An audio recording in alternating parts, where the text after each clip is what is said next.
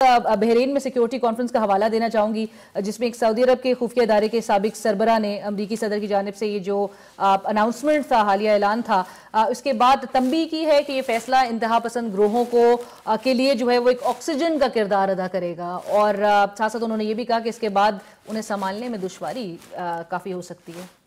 بالکل، وہ اس طرح کہ کسی بھی لڑائی کے لیے آپ کو کاز چاہیے ہوتا ہے، موٹیویشن فیکٹر چاہیے ہوتا ہے۔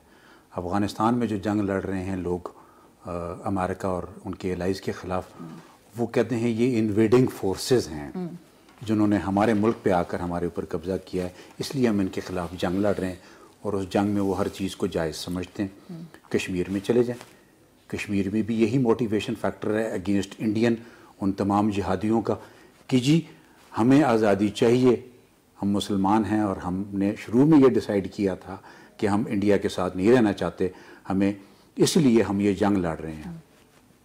فلسطین کی جنگ کیا ہے؟ فلسطین کی جنگ بھی یہی ہے۔ ان کو کیا موٹیویشن فیکٹر؟ وہ کہتے ہیں ہماری زمین، 100 سال پہلے والی بات جو ابھی بات کر رہے تھے، اس وقت یہ ڈیسائیڈ ہوا تھا اور برٹش نے ڈیسائیڈ کیا تھا کہ جی وہاں پر اسرائیل بنے گا، جو بعد میں گریٹر اسرائیل بنے گا۔ تو وہ جو موٹیویشن فیکٹرز ہیں یہ بہت امپورٹنٹ ہوتے ہیں دونوں کے لیے، جو فائٹنگ کاڈر کی لیڈرشپ ہوتی ہے اس کے لیے، جس طرح القاعدہ کی لیڈرشپ تھی، جس طرح داعش کی لیڈرشپ ہے۔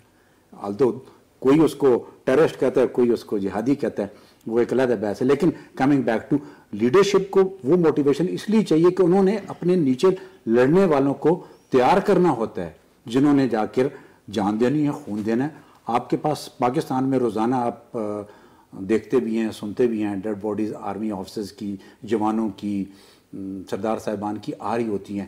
کیا وہ پیسے کے لیے لڑ رہے ہیں؟ نہیں، وہ پیسے کے لیے نہیں لڑ رہے، ان کے پیچھے ایک جذبہ ہے۔